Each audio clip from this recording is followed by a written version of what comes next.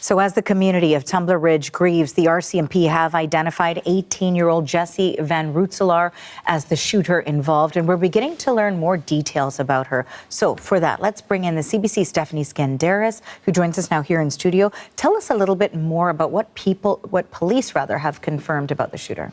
Okay, so as you were saying, 18-year-old Jesse Van Rootselaar. The shooter, police say, lived 2 kilometers from the school in a home on Fellers Avenue. Now, that is where police found the bodies of her mother and 11-year-old stepbrother on Tuesday afternoon. Van Rootselaar dropped out of school 4 years ago, but still went to Tumbler Ridge Secondary for this shooting. And police say started shooting at random. 2 firearms, a long gun, and a modified handgun being used to shoot at students, educators, then at first responders before the shooter took her own life. Now, police say Van Rootselaar was assigned male at birth, but began transitioning about 6 years ago. And investigators are now looking at her digital footprint, her medical history, criminal records, to see if there is any clue as to a motive.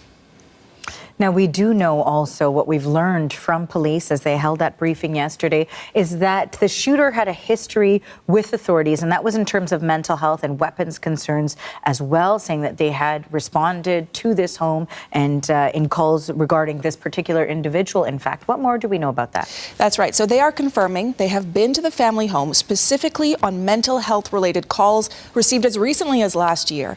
We did see some of the mother, her Facebook account, and that linked to some YouTube videos of Van Rootselaar. Now, this has since been taken down, but they appear to show an interest in hunting and weapons. Police say she had a weapons license that expired in 2024 and that the guns were previously taken from the home. Here is more of what police said about that. Police have attended that residence in the past, approximately a couple of years ago, where firearms were seized under the criminal code. I can say that at a later point in time, the lawful owner of those firearms petitioned for those firearms to be returned, and they were. Now, police also say that none of those firearms used in this shooting were registered to Van Rootselaar.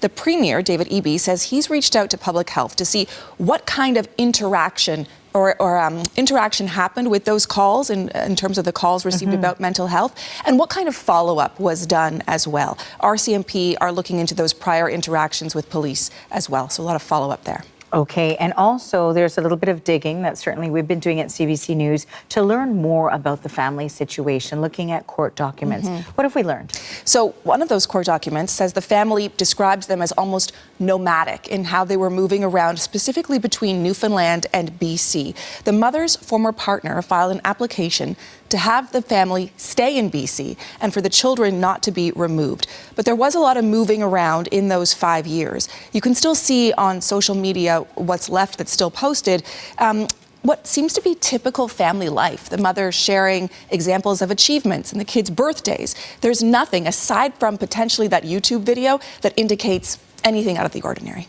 Okay, Stephanie, thank you for this. That is the CBC Stephanie Skandaris reporting.